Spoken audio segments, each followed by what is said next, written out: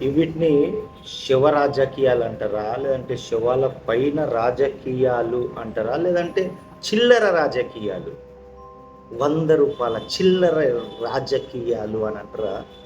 మీరే నాకు కామెంట్ చేసి చెప్పండి.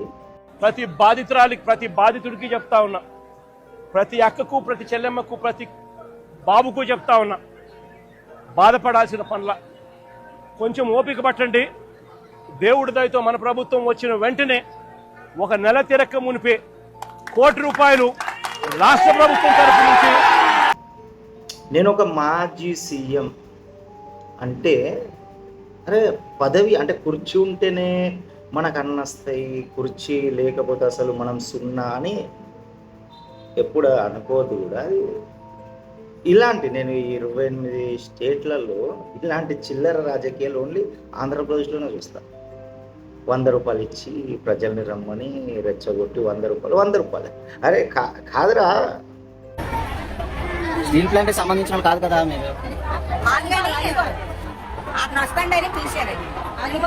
అల్లిపురం డబ్బులు ఇచ్చారమ్మా వచ్చిన ₹100. నేను బయట వింటాం ఒక 500-1000 రూపాయలని వింటాం, మరి ₹100 అంటే నిజమే. జగన్ అన్న దగ్గర, జగన్ మామయ్య దగ్గర డబ్బులు లేవు పాపం, లేవు. ఎందుకంటే మొన్న జస్ట్ ఒక 1 మంత్ అయింది కావచ్చు, 1 మంత్ బ్యాక్ కింద ఒక తల్లి వచ్చి మాకు ఇల్లు లేదు, ఇట్లా ఇల్లు పడిపోయింది, ఏమో అన్నది, ఇల్లు పడిపోయింది, మాకు ఇల్లుకు డబ్బులు లేవు అంటే, మనం ఈరోజు సత్తాల లేము, మనం రేపు వచ్చినాక అంటే ఆ తల్లి ఇల్లు లేదని జగన్ మామయ్యని అడిగితే, ఈరోజు మనం పవర్లో లేము, మన పార్టీ వచ్చినాక అప్పుడు ఇస్తాం అంటే ఆ కుటుంబం మొత్తం రోడ్డు మీద ఉండాలి. ఇప్పుడు మా జగన్ అన్న సత్తాల కుర్చీ మీద కూర్చునేదాకా ఒక కుటుంబం రోడ్డు మీద కూర్చోవాలి. డబ్బులు లేవు జగన్ అన్న దగ్గర, డబ్బులు లేవు. జగన్ అన్న కుర్చీ మీద కూర్చోగానే డబ్బులు వస్తాయి. అవందాకా డబ్బులు లేవు జగన్ అన్న దగ్గర.